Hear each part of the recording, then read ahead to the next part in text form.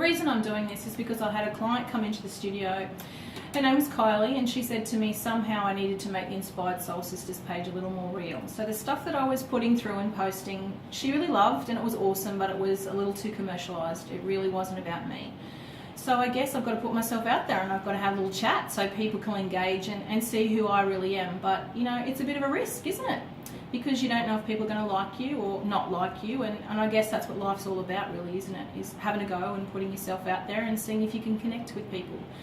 The Inspired Soul Sisters group is about connection. That's what it's for. It's about women coming together, whether you've had hurts or whether or not you've suffered in your life, or whether you just want to learn, or whether you enjoy one another, whether you want to be inspired by other people. It's not necessarily me standing up there talking about everything I've lived through and all of the stuff that's gone on in my life. It's about sharing, it's about learning, it's about inspiring one another.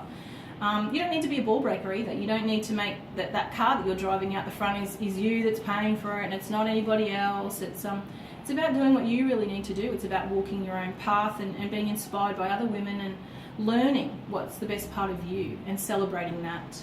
I would have to say that the group probably came about with the memories of my grandmother and her dining room table on a Sunday when we were, you know, cutting potatoes and shelling peas and stuff. I come from a large family, so when my mother and my aunties and my grandmother would sit around and sharing stories about, you know, the olden days and their marriages and their problems in their life, and they inspired one another, they helped one another, and they were there for one another, which was, you know, there was some giggles and stuff, and they might have spoke about little Mary Sue down the corner that was doing naughty stuff, but it was fun, it was engaging, and I couldn't wait to become a woman to be a part of it. But you know, I really want the group to be about that, about engagement and sharing and learning and loving and inspiring one another. There might be a little girl in the back row that, you know, she has some adversity in her life. She may have been molested or raped or something horrible, or she just may have been the underdog all of her life. And she might not have the courage to speak up straight away.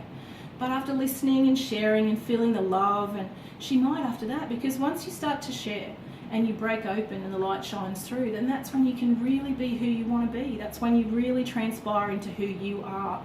And you walk your true path, the divine path, the path that's meant for you.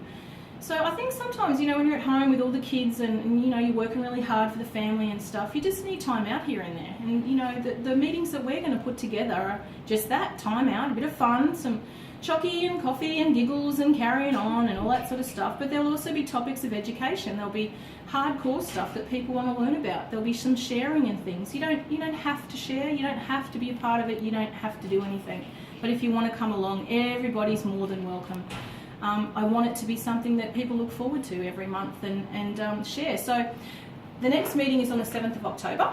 We're going to have some babysitting, so there'll be some daycare mums there to look after your kids, so it's going to be so much easier to enjoy. There'll be no stress about children.